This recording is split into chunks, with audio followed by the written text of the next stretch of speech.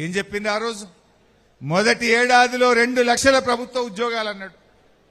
ఈ మధ్య ఆడ మీటింగ్ల పైన 60,000 ఇచ్చినా 70,000 ఇచ్చినా అని అబద్ధాలు మాట్లాడుతుండు. మొన్న మేము అసెంబ్లీలో క్వశ్చన్ వేసినాం, రేవంత్ రెడ్డిని ప్రభుత్వం వచ్చినాక నువ్వు ఇచ్చిన నోటిఫికేషన్లు ఎన్ని, నువ్వు నోటిఫికేషన్లు ఇచ్చిన ఉద్యోగాలు ఎన్ని అని మేము అడిగినాం అసెంబ్లీలో. అడిగితే వాళ్ళ గవర్నమెంటే ముఖ్యమంత్రి చెప్పిండు 16,000 ఉద్యోగాలు ఇచ్చినాం. బయట చెప్పేదేమో 68,000, అసెంబ్లీలో చెప్పింది 16,000 మాత్రమే ఇచ్చినాం. ఎలక్షన్ల ముందేమో 2 లక్షలు చెప్పిండ్రు, ఇప్పుడు ఇచ్చిందేమో 16,000 ఉద్యోగాలు. అంటే నిరుద్యోగులకు కూడా అన్యాయం చేసినారు.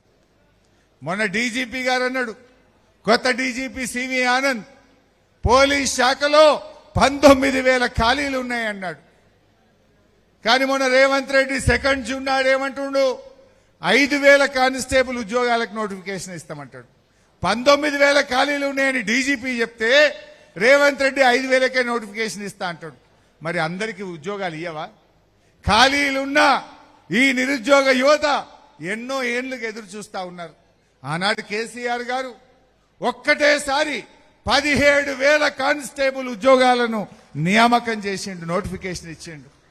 17,000 ఖాళీలుంటే 17,000 నింపిండు కేసీఆర్.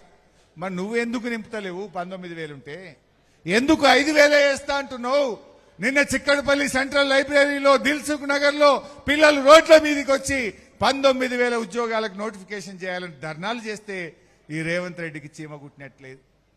ఎలక్షన్ల ముందు ఏమన్నాడు, ఉద్యోగాల నోటిఫికేషన్లు ఇస్తే అప్లికేషన్ ఫీజు ఉండదు, ఫ్రీ అన్నాడు.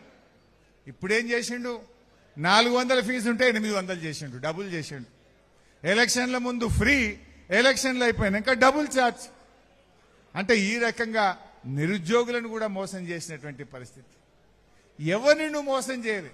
రైతులకు మోసం, మహిళలకు మోసం, విద్యార్థులకు మోసం, నిరుద్యోగులకు మోసం, అన్ని వర్గాలకు మోసం చేశాడు.